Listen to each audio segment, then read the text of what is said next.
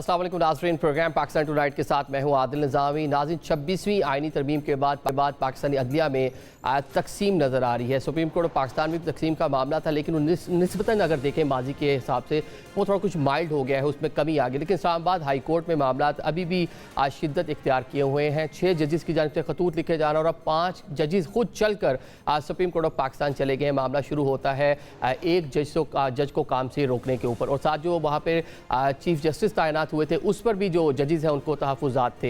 ये पूरी एक कह लें कि आइनी और कानूनी मामला है, लेकिन इस पर जो सियासी जमातें पाकिस्तान तहरीक इंसाफ ख़ुसूसन सपोर्ट कर रही है जजेस के मौक़िफ़ को, जिस पर हुकूमत भी जो हुकूमती लोग हैं वो हुकूमती हल्के वो तनकीद कर रहे हैं और इस पूरे मामले को सियासत की नज़र मतलब कह लें कि इसको पॉलिटिकल एंगल देने की कोशिश की जा रही है।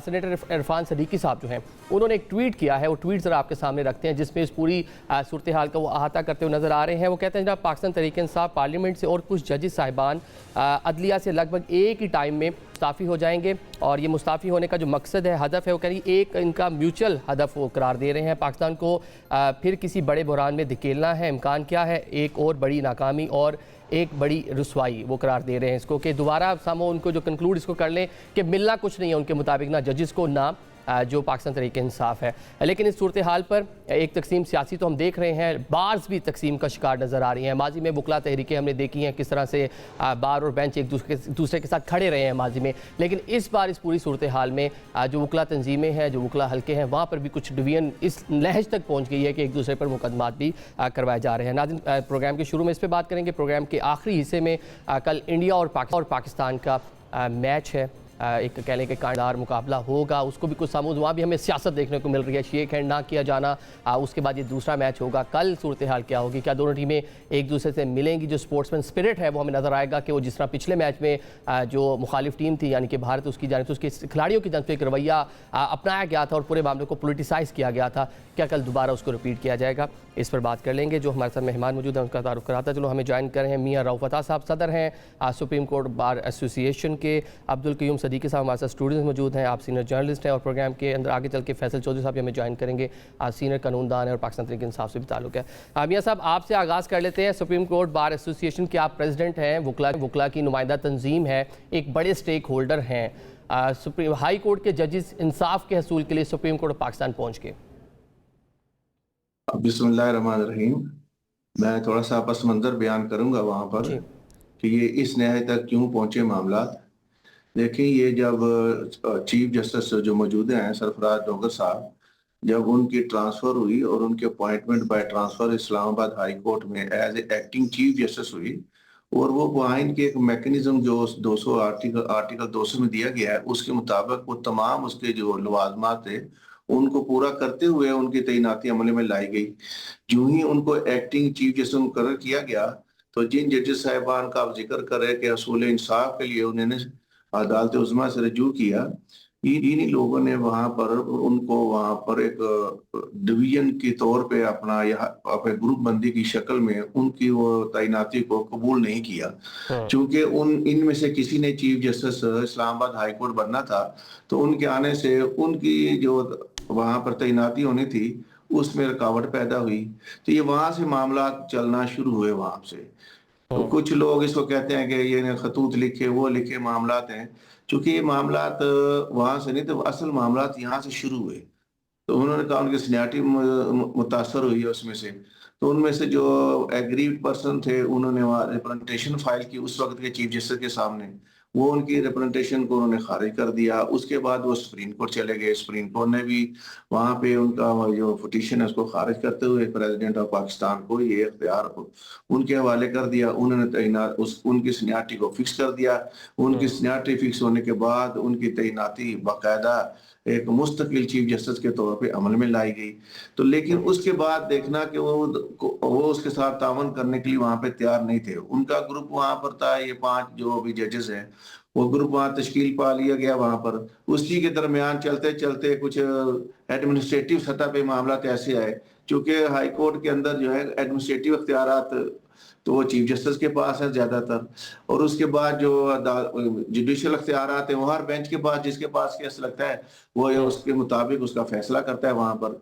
लेकिन वहां पे भी उनके दरमियान चपकस नजर आई और ग्रोहबंदी नजर आई वहां पर, बल्कि बनाई गई वहां पर, उनको काम करने नहीं दिया जा रहा था वहां पर। तो खैर मामला आगे बढ़ते चले गए। उसी दरमियान जैसे जहांगीर साहब का जो मामला उठा, उनकी डिग्री के हवाले से था। यकीनन उस बारे में मैं मुख्तलिफ प्रोग्रामों में भी अपनी राय दे चुका हूँ कि जी। उसमें मुनासिब फोरम जो था वो supreme judicial judicial council council का है था, जी। जो आर्टिकल 209 के तहत इस तरह के मामलात का अख्तियार रखता है और उसको गहराई तक जाने का अख्तियार हासिल है। वो शहादतें भी ले सकता है, वो हर मामले की सुनवाई कर सकता है। लेकिन चूंकि आईनी पिटीशन दायर थी, आईनी पिटीशन में इस मामले की गहराई में नहीं जाया जा सकता। तो ये मेरे नजदीक यही था, ये मामला वहीं पे भिजवा दिया जाता तो शायद तनाजा आगे ना बढ़ता। लेकिन वो चीज जो दूसरा 5 जजेस की जो जैसे आपने बताया कि वो चल कर गए, यकीन कर सुप्रीम कोर्ट तो करीब है, या उन्होंने कार पे जाना था या उन्होंने चलकर जाना था। बहरहाल सुप्रीम कोर्ट का तरीकाकार यही है कि साहिल को आने की जरूरत नहीं होती, एडवोकेट ऑन रिकॉर्ड को वो अपना सिग्नेचर कर लेते हैं वहां पर, उसके बाद वो पिटीशन फाइल हो जाती है। लेकिन चूंकि एक ठीक है, लेकिन आप जो शायरा दस्तूर पर चलकर जजेस का जाना, माजी में एक चीफ जस्टिस भी इसी शायरा दस्तूर पर चलते रहे और जी, अपने वो इंसान उसका सिर्फ मांगते ये रहे। कि ठीक है वो जी। वो सिर्फ ये कि एक इवेंट क्रिएट करना होता है, मीडिया को मुतवज्जे करना होता है। ये इन तमाम अमाल से ये नहीं हुआ कि ये खराब हुए या चीफ जस्टिस हुए। ये इदारे की जो अपनी तौकीर थी ना, वो खराब हुई है। जो उसकी इज्जत थी लोगों के दरमियान में, उस पे हर्फ आया है। इदारे को मलाइन किया जा रहा है ना। ठीक ये है। मामला थे जो टी रूम में हल हो सकते थे, जो कमेटी रूम में हल हो सकते थे। हाँ, अगर इसमें था तो मजीद अपने चीफ जस्टिस पाकिस्तान से मिलकर कोई इसका वे आउट निकाल सकते थे। बाहर उन्होंने मीडिया को मुतवज्जे करने के लिए यही रास्ता अख्तियार किया ठीक है, और मतलब सुप्रीम ये कह रहे कोर्ट हैं में कि चले कमेटी गए रूम वहां में या पर। इसको बैठ उसके के बाद सुप्रीम देखिए कोर्ट में काफी इसको सारे हल हो सकता था, आज का लेकिन आप प्रोग्राम जी के सारे मियां प्रोग्राम साहब क्यूम सदीकी साहब हमारे साथ हैं, इनको भी शामिल गुफ्तगू करते हैं। ये भी माशाल्लाह बड़े अरसे से सुप्रीम कोर्ट के मामला को देख रहे हैं। एक तो सदीकी साहब ये बता दें कि ये जो पूरा मामला आर्टिकल 202, 192(1) के हवाले से जिस तरह से एतराज़ात उठाए गए हैं रोस्टर और बेंचों की तश्कील के हवाले से, जो जजेस का मौक़िफ़ है, कितना वज़न आप देख रहे हैं इसके अंदर? नहीं, ये जो इंटरनल मामला था, एक्चुअली तो ये चीफ जस्टिस इस हाई कोर्ट के इख्तियारात के हवाले से मामला है ना। उनकी जो पिटीशन है 184(3) के नीचे, वो है भी इसी मामले पे है कि ये चीफ जस्टिस के एग्जीक्यूटिव इख्तियारात, और उनका मौक़िफ़ ये है कि ज़ाहिर है कि बेंचेस बनने और वो सारा कुछ, तो अब वो supreme court high court rules के नीचे ही जो इख्तियारात हैं। अब जहाँ तक ये मौक़िफ़ है उनका कि सुप्रीम कोर्ट ऑफ पाकिस्तान में इज्तमाइयत, यानी कि जजेस की जैसे जजेस कमेटी है, एक आइनी कमेटी है, तो उसमें इख्तियारात की तकसीम है, वो चीफ जस्टिस का महज इख्तियार नहीं है। तो वो इस हवाले से लेने आए हैं रिलीफ कह ले, और वो जो चीफ जस्टिस के एडमिनिस्ट्रेटिव इक़दामात हैं उनको उन्होंने चैलेंज किया है उस हवाले से कि कोई बेंच तब्दील हो गया था, कोई मुकदमा ले लिया गया था। लेकिन यही जो सारा कुछ है ये बाकी 4 हाई कोर्ट्स के चीफ जस्टिस के पास भी है। सुप्रीम कोर्ट ऑफ पाकिस्तान में तो एक कानून आ गया जिसको सुप्रीम कोर्ट ने वैलिडेट कर दिया, प्रैक्टिस एंड प्रोसीजर का जो कानून है। फिर उसके बाद 26वीं आईनी तरमीम और फिर उसमें मज़ीद अमेंडमेंट्स हो चुकी हैं, तो हाई कोर्ट्स के अंदर नहीं है। अब ये काम तो पार्लियामेंट का है, ये इट्स अ पॉलिटिकल क्वेश्चन कि वो उसको तय करे। तो अब जज साहबान अपनी दानिश में 184(3) में वो जुरिस्डिक्शन है जो कि इन्फोर्समेंट ऑफ फंडामेंटल राइट्स के हवाले से है, और कि एक ऐसा मामला जो कि पब्लिक इम्पोर्टेंस का हो, तो उसको देखते हैं कि कैसे देखती है। अब इस पे दरख्वास्त पे क्या होता है। मेरे ख्याल में तो शायद ये इसके ऊपर एतराज़ात लगेंगे, क्योंकि काफ़ी इसके अंदर मामलात ऐसे हैं कि बराह रास्त शायद सुप्रीम कोर्ट के अंदर इस तरह से फाजिल जज साहबान का आना चाहिए था। अब इसमें अगर देखें तो वो एक तरफ ये कह रहे हैं कि हाई कोर्ट जो है वो हाई कोर्ट के ख़िलाफ़ रिट जुरिस्डिक्शन में कोई ऑर्डर पास नहीं कर सकती किसी जज को रिस्ट्रेंट करने के लिए। यही मामला जो है वो CPLA के अंदर भी तारिक जहांगीरी साहब सुप्रीम कोर्ट के अंदर लेके गए हैं। उनका ग्रीवियंस है जो कि मैं समझता हूँ कि बड़ा दुरुस्त है, क्योंकि उसका जो उनको काम से रोकने का ऑर्डर है DB की जानिब से जी, वो मेरा ख्याल है कि डिफेक्टिव है। उसको सुन के और फिर कोई ऑर्डर पास जो है वो किया जा सकता था। लेकिन ये बहुत सारे इश्यूज़ हैं जो इकट्ठे हो गए हैं। अब इसके पीछे बहुत सारी वजूहात हैं। आमिर फारूक साहब के साथ भी इनकी चपकलिश थी, चले यहाँ पे तो हम ये तस्लीम करते हैं कि शायद जो है ना बाहर से चीफ जस्टिस आए हैं तो उनकी एक रिजेंटमेंट है कि वो चीफ जस्टिस नहीं बन सके, कियानी साहब या बाकी दीगर जजेस की सीनियरिटी मुतासिर हुई है।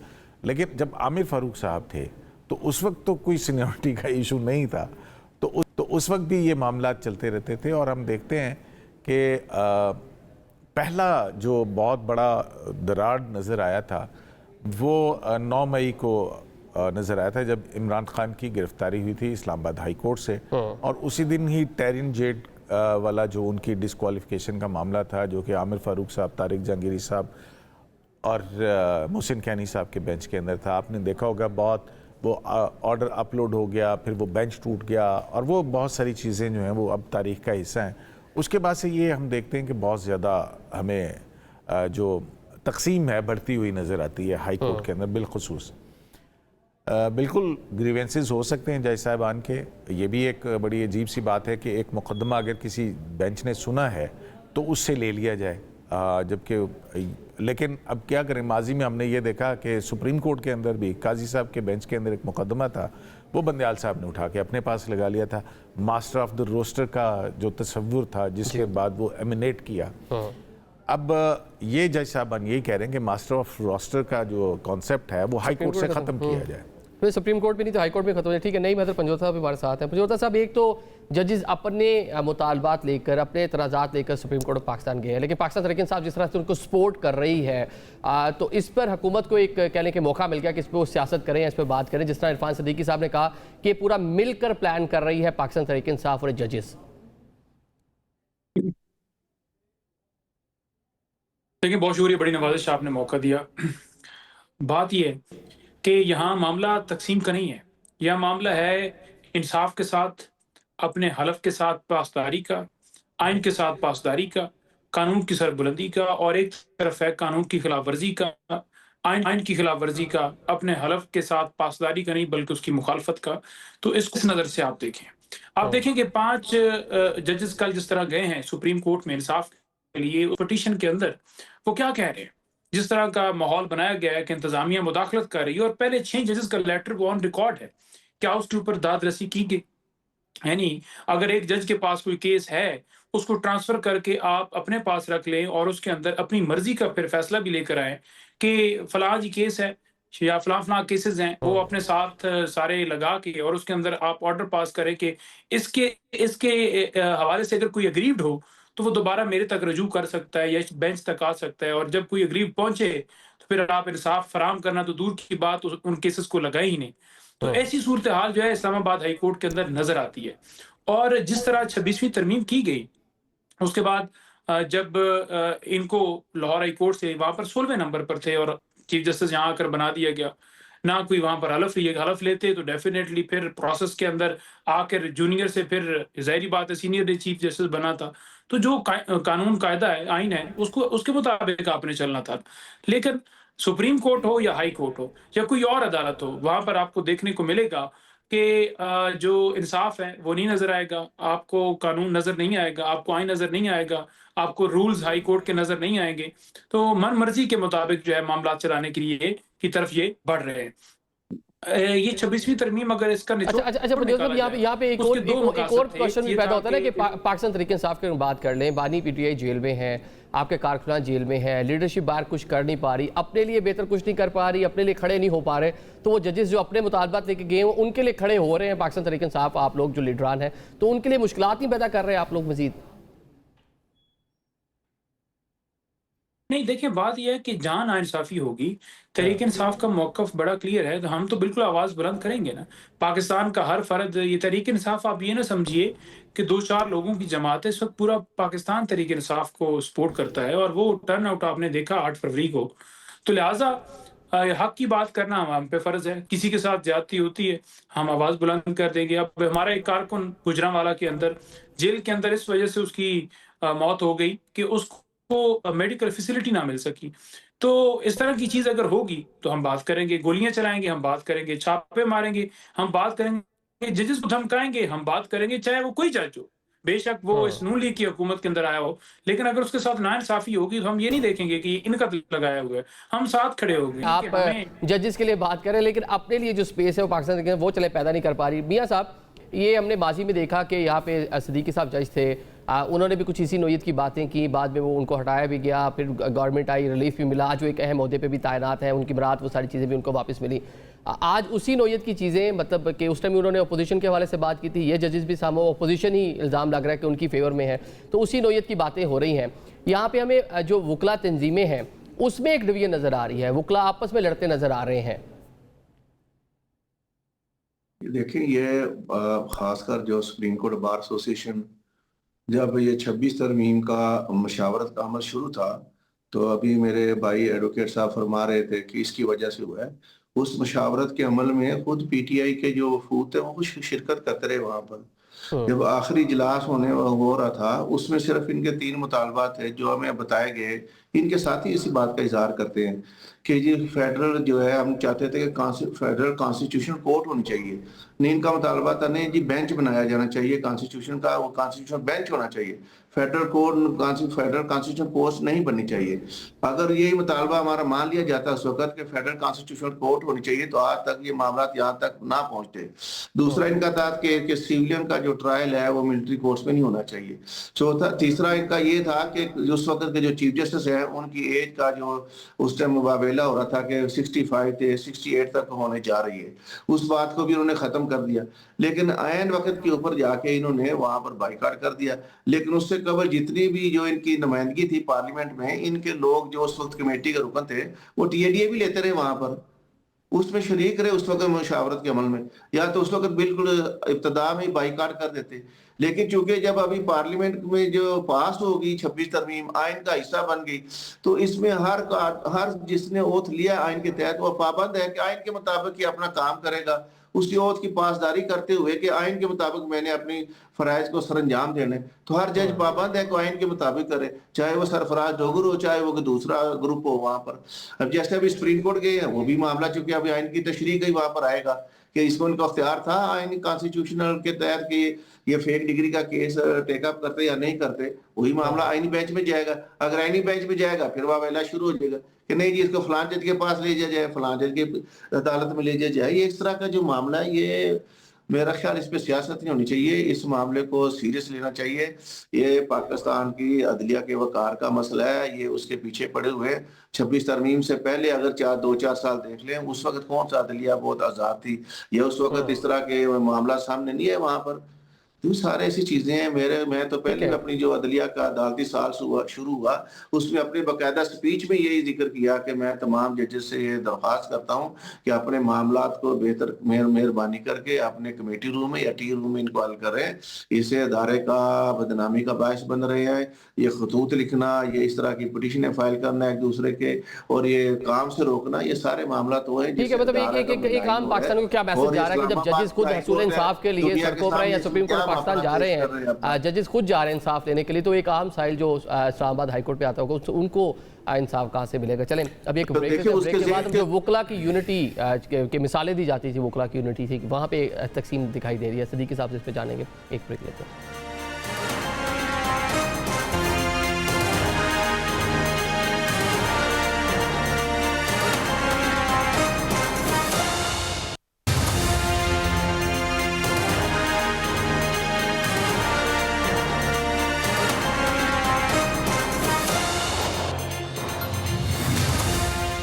Welcome back after the break. Programme के सिलसिले को आगे बढ़ाते हैं। नाज़रीन, वकला की यूनिटी की मिसालें दी जाती थी पिछले कुछ सालों में, लेकिन अब हम इन मामलों की वजह से वहाँ भी खासी तकसीम देख रहे हैं। सदीकी साहब, एक तकसीम, एक दूसरे पे मुकदमात करवाए जा रहे हैं, बल्कि वाजिद गिलानी जो सदर इस्लामाबाद हाई कोर्ट के, उन्होंने जनाब जो 780 के तहत नईम पंजोता साहब भी हमारे साथ प्रोग्राम में, बेन पर भी इंतज़ार पंजोता साहब भी हैं, ईमान मज़ारी हैं, हादी चट्ठा हैं, काफ़ी सारे लोगों के खिलाफ मुकदमात दर्ज करवाए हैं।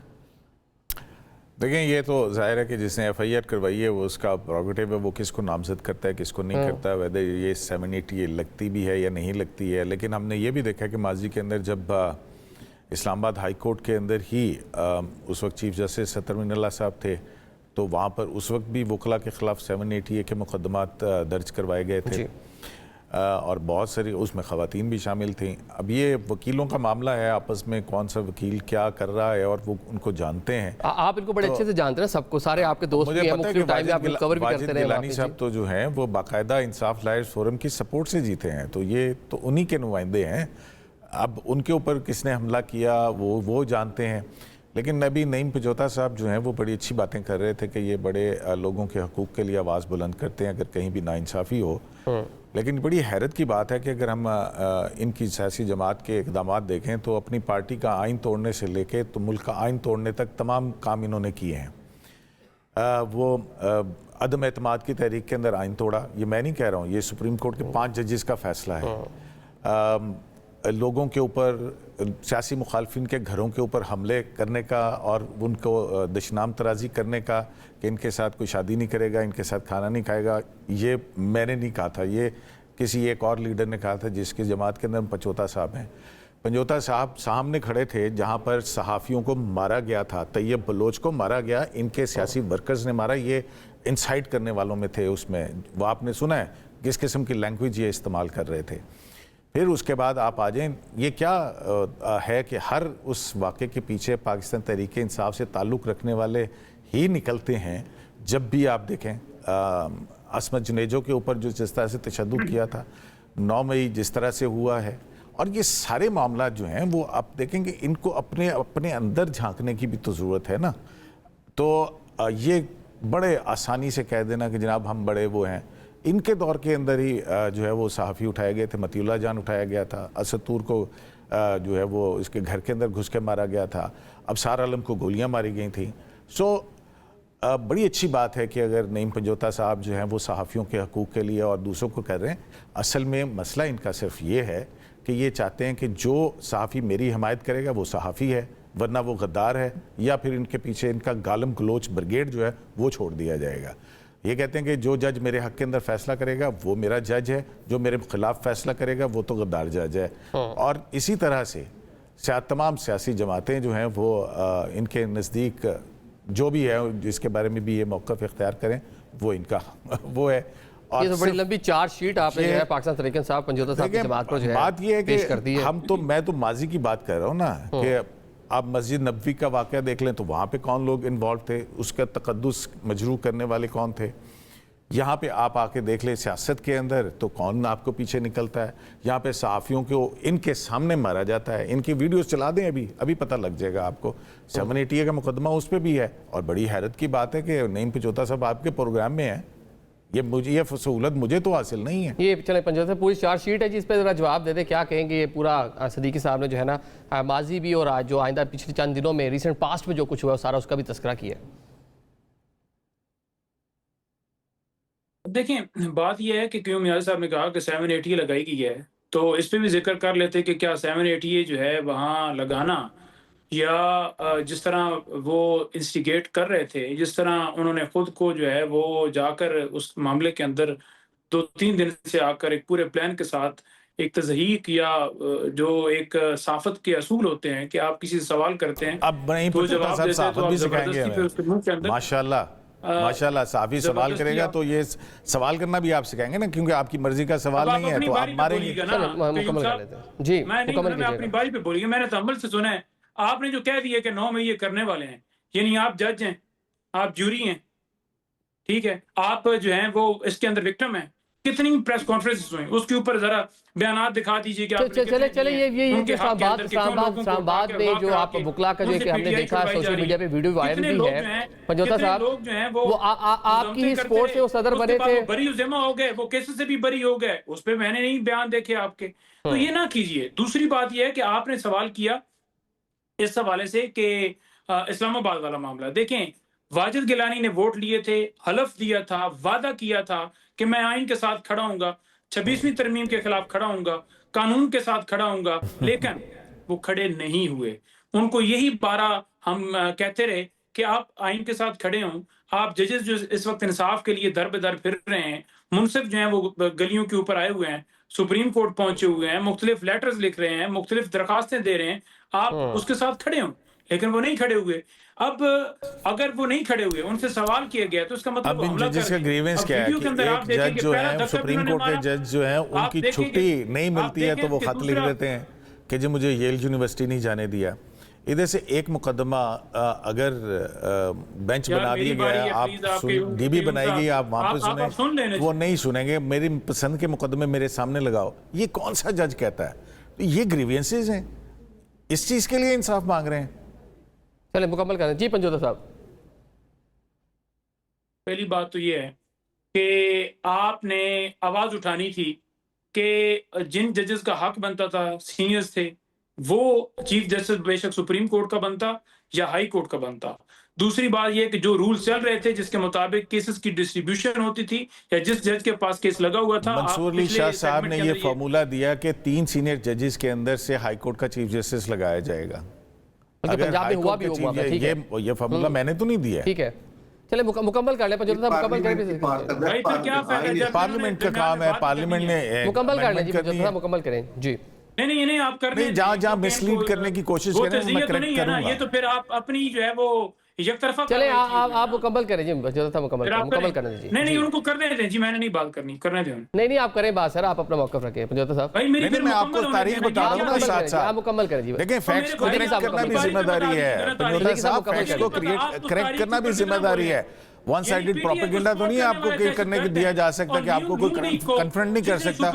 ये सुप्रीम कोर्ट बार के प्रेसिडेंट जो है वो आपके सामने बैठे हैं और आईनी बेंच के लिए मौलाना फजलुर रहमान के घर के दरवाजे आपने तोड़ दिए और फिर उसके बाद और ये मंसूर अली शाह साहब ने फार्मूला दिया कि हाई कोर्ट के 3 जजेस में से जो है वो लिया जाएगा।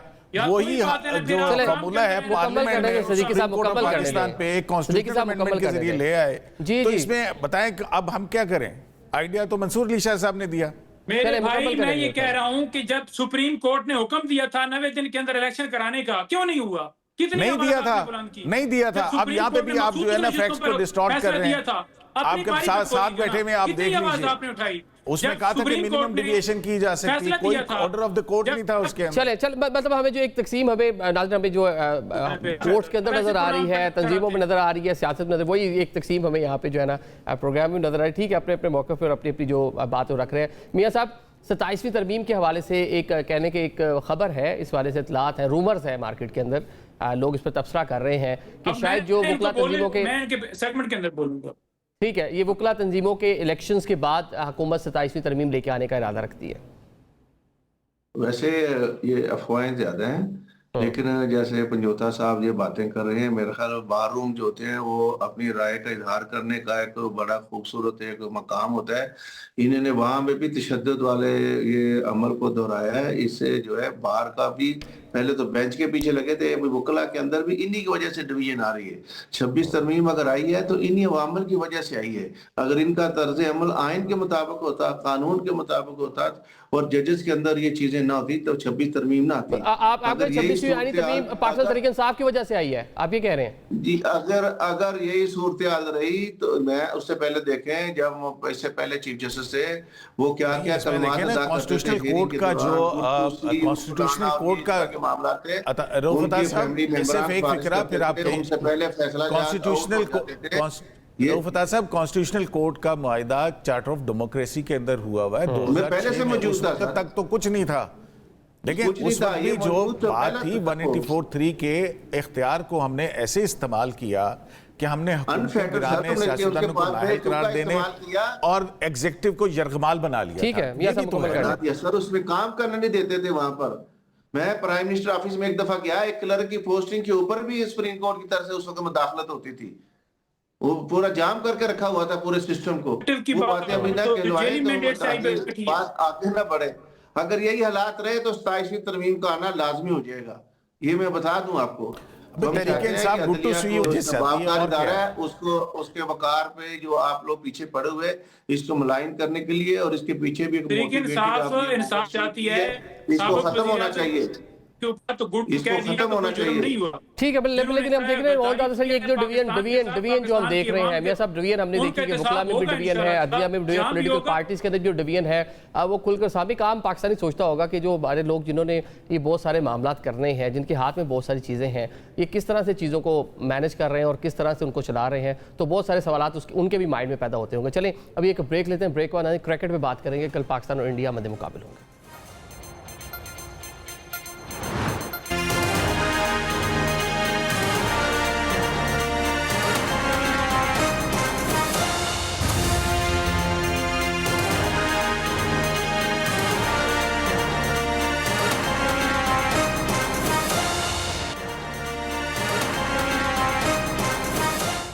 Welcome back after the break. Programme के सिलसिले को आगे बढ़ाते हैं। अब जरा क्रिकेट पर बात कर लेते हैं। एशिया कप जारी है, सुपर 4 मरहले का आगाज भी हो चुका है। कल पाकिस्तान और इंडिया एक बार फिर मद्दे मुकाबिल होंगे, क्योंकि क्रिकेट के साथ साथ वहाँ पे कुछ सियासत भी चल रही है। इसको भी डिस्कस करेंगे। हमारे से जो मेहमान उनका तारुफ करा तो सकलैन मुश्ताक साहब हमें स्टूडियोज़ में ज्वाइन कर रहे हैं। आज मिर्ज़ा इकबाल बेग साहब हमारे साथ वीडियो लिंक पे होंगे।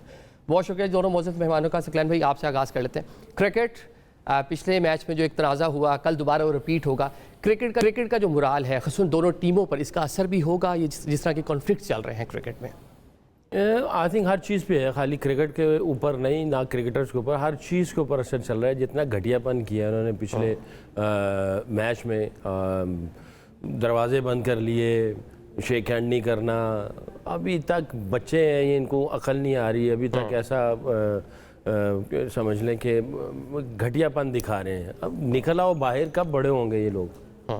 अभी तक वही छोटी छोटी चीज़ों के ऊपर लगे हुए हैं, ऐसे अजीब सी हरकतें कर रहे हैं।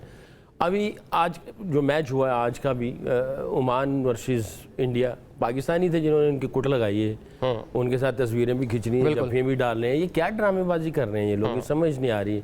और मुझे अफसोस ये होता है कि क्रिकेट को सियासत से भी आगे पता नहीं किस डायरेक्शन में लेके चले जा रहे हैं। और ये खाली हमें ये सियासी चीज़ें नज़र आ रही हैं, वो तो आ रही हैं, ये तो एक अजीब सा प्रोपेगेंडा क्रिकेट के ऊपर चल रहा है। PSL होती है तो कोई ना कोई IL T20 और पता नहीं छोटी छोटी लेजेंड्स लीग, हमारे जो बड़े खिलाड़ी उनको निकाल के ले जाते हैं। स्पॉन्सरशिप जो है हमारी कहीं कट जाए, टूट जाए, हमारा जो वाइब्स बनती हैं या उसकी जो TRP बननी है, वो जनाब उसको किसी और तरीके से किसी और डायरेक्शन में लिया जाए। हमारी क्रिकेट को, पाकिस्तान को नुकसान पहुंचाने जाते हैं, पाकिस्तान को आइसोलेट करने की जिस तरह पॉलिटिकल हम देखते हैं कि डिफरेंट महाजों पे कोशिश होती है, क्रिकेट के मैदान में भी इंडिया की ये कोशिश। ठीक हो गया मिर्ज़ा साहब, कल भी वही चीज़ रिपीट होगी। पाकिस्तान ने बड़ा अच्छा जेस्चर दिया UAE के साथ मैच के बाद, पाकिस्तान टीम ड्रेसिंग रूम में गई, वहाँ जाके प्लेयर्स के साथ मिले भी। लेकिन कल वाला मैच, उसके बारे में बात यही हो रही है, मैच रेफरी भी वही है। अगर दोबारा से वो चीज़ होती है तो क्रिकेट के लिए कितना नुकसानदेह, और पाकिस्तानी टीम को कल क्या करना चाहिए?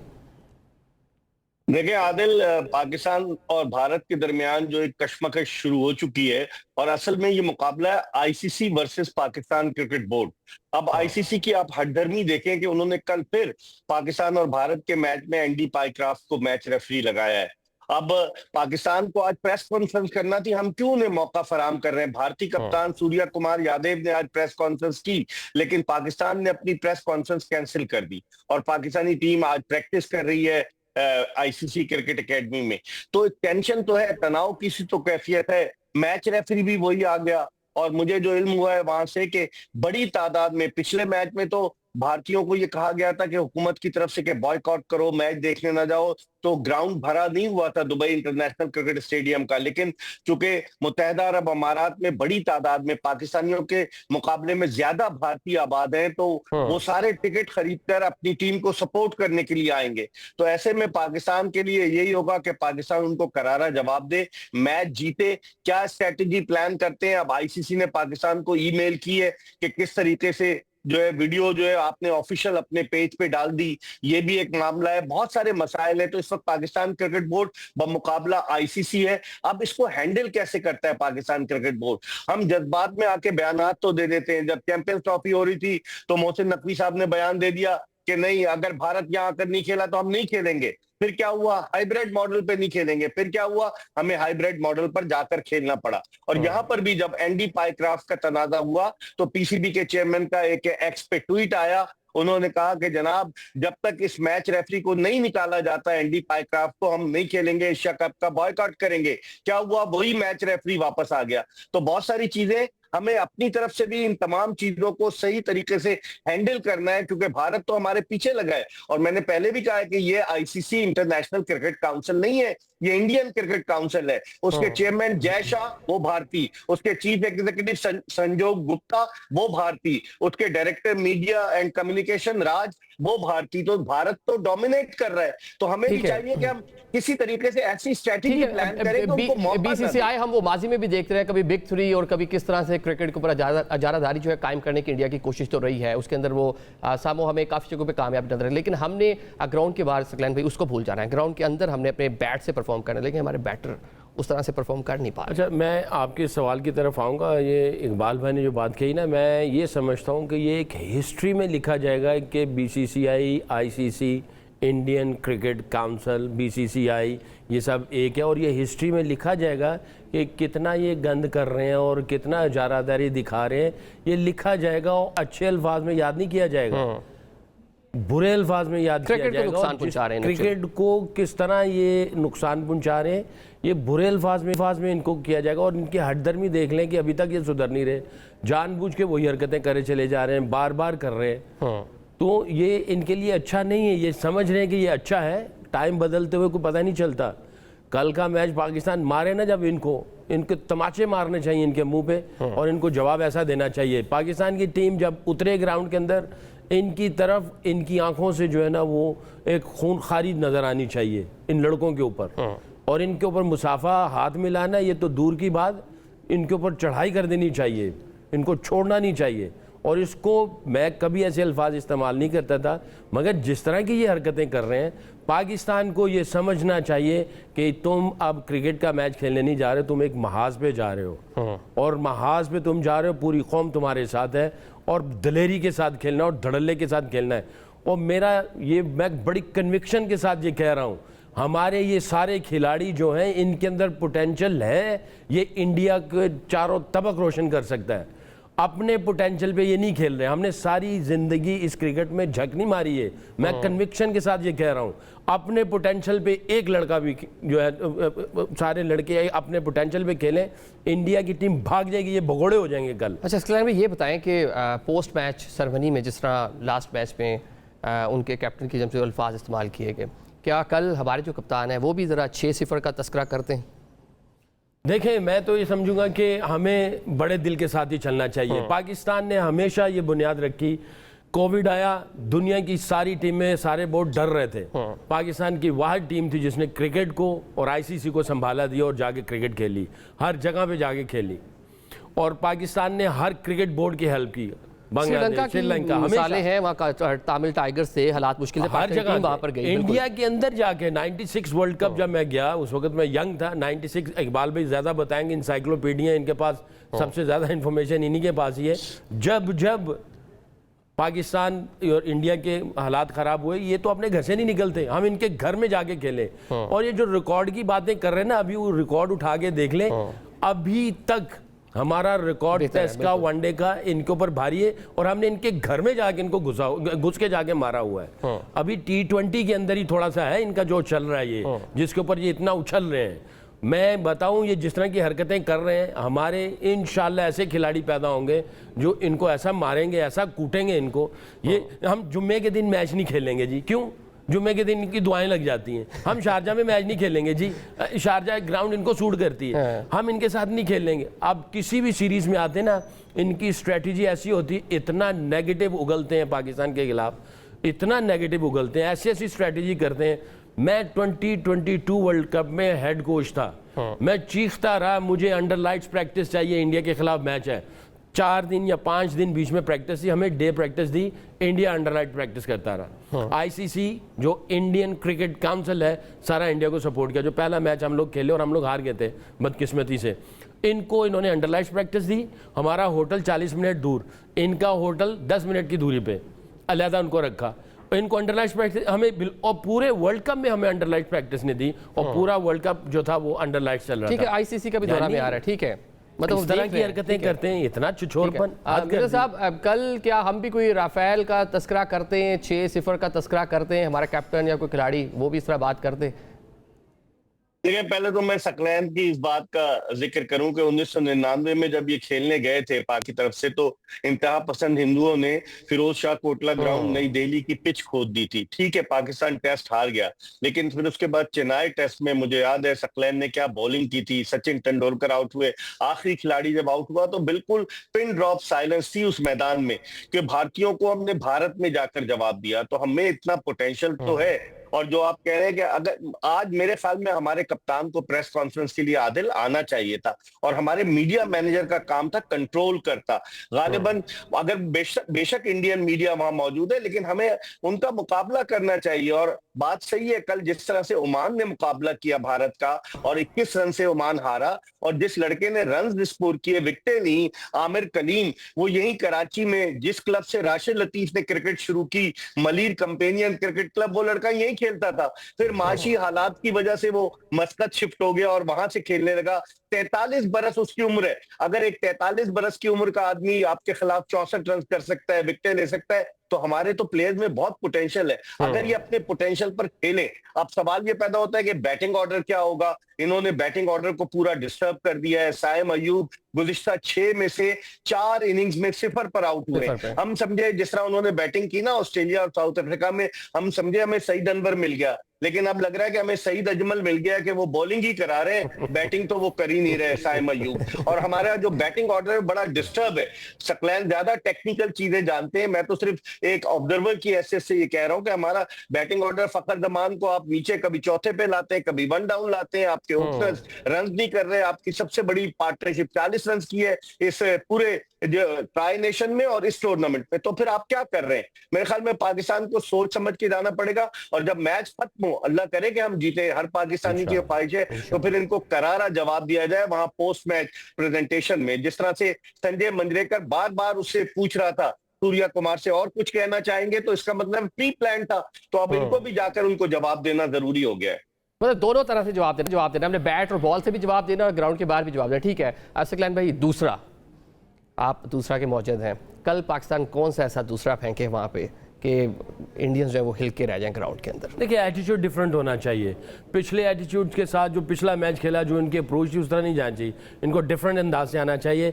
इनको, मैं आपको जैसे पहले कहा कि इनको ये महाज समझना चाहिए, छोड़ना नहीं चाहिए इनको। इनके साथ बहुत रुथलेस अप्रोच होनी चाहिए। बॉडी लैंग्वेज इनकी बिल्कुल खूनखार किस्म की होनी चाहिए, नहीं छोड़ेंगे। दिमाग नहीं छोड़ना, ये अकल, क्रिकेट अकल के साथ खेलनी, बट आपने रुथलेस रहना ही रहना है। और आपने, अगर वो पंच थ्रो करते हैं, आपने भी पंच थ्रो करने ही करने हैं। आपको अग्रेसिव अप्रोच रखनी होगी, मगर अक्लमंदाना क्रिकेट खेलनी होगी। मैं हमेशा ये कहता हूँ, 4 किस्म के लोग होते हैं, उनमें से जो नंबर 1 है, जो डोमिनेट करते हैं, अक्लमंद बहादुर। ये पहली किस्म के लोग होते हैं, अक्लमंद बहादुर।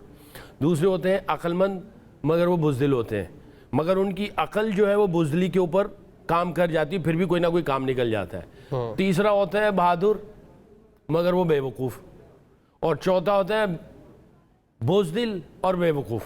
ये चौथी कैटेगरी की। तो जो पहली कैटेगरी की ना, अक्लमंद और बहादुर, इस अप्रोच के साथ जाना है। दलेराना क्रिकेट खेलनी है, और जो पोटेंशियल आपने अपना पूरा 100% दो, कुछ अंदर ना रह के जाओ। जो आपके दिल में आ रहा है वो उस तरह की क्रिकेट खेलनी। जब आप क्लब के मैचेस खेलते हो, आपको कोई बताने के लिए नहीं आता। ये सारे खिलाड़ी खुद बने हुए स्ट्रीट स्मार्ट हैं, ये बहुत हालात से निकल के आए हैं, इनको हालात के थपेड़े पड़े हैं, इन्होंने बहुत ज़्यादा रगड़े खाए हैं, बहुत ज़्यादा ज़लीलो ख्वारी उठाई इन्होंने, और इनको पता है कि किस तरह से इन्होंने परफॉर्मेंस देनी है। और बड़ी दफ़ा इन्होंने नीचे से उठ के ऊपर गए हुए हैं। उसी चीज़ को ये रिमेंबर करें, अपने अंदाज से क्रिकेट खेलें, सारी चीज़ों से स्विच ऑफ कर दें, और इंडिया को छोड़ना नहीं है। ठीक है, कौन जीतेगा, इंडिया के पाकिस्तान? इंशाल्लाह पाकिस्तान जीतेगा। ठीक हो गया। मिर्जा साहब, एक तो बता दें कि कल गेम प्लान क्या होना चाहिए, और आपके मुताबिक कौन सी टीम कल के मैच के लिए फेवरेट है? देखिए, अब भारत ने अपने तमाम प्लेयर्स को ट्राई कर लिया है। आदिल, कल जो मैच था ओमान, उसमें हर्षित राणा को भी उन्होंने ट्राई कर लिया, अर्शदीप सिंह को जो उनके फास्ट बॉलर है उन्हें ट्राई कर लिया। लगता तो यही है कि वो अपने उसी कॉम्बिनेशन को बरकरार रखेंगे जो पाकिस्तान के खिलाफ जिस मैच में उन्होंने 7 विकेटों से कामयाबी हासिल की। अब पाकिस्तान कल क्या करता है, क्या स्ट्रेटेजी प्लान करता है, क्या फास्ट बॉलर हारिस रऊफ को पाकिस्तान इंक्लूड करता है अपनी टीम में, क्योंकि यूएई के खिलाफ उसको खिलाया, बहुत सारी चीजें हैं पाकिस्तान का। और फिर सबसे पहले बैटिंग ऑर्डर क्या होगा? आदिल, सकलैन तो हेड कोच रहे, ये ज्यादा बेहतर बताएंगे, मैं तो एक एनालिस्ट हूं, लेकिन बैटिंग ऑर्डर भी आपका ऐसा होना चाहिए, आपके ओपनर्स कुछ करके नहीं दे रहे, पावर प्ले में आप जिस तरीके से धड़ाधड़ विकेट गंवा रहे, तो बिल्कुल आपको बड़ी अक्लमंदी के साथ, प्लानिंग के साथ जाना होगा, जब भी आप भारत को हरा सकेंगे। ठीक है, मतलब कल एक अग्रेसिव अप्रोच के साथ आने की जरूरत है। बहुत शुक्रिया आप दोनों मौजूद मेहमानों को। माइंड वर्ल्ड के हमारे प्लेयर्स के कल J10C होना चाहिए, GF17 होना चाहिए, ऐसे अग्रेसिव होकर आपने गरजना है, बरसना है और इंडिया को धूल चटानी है। नाज़रीन, आज के प्रोग्राम से हमें इजाज़त दीजिए। अल्लाह हाफिज़।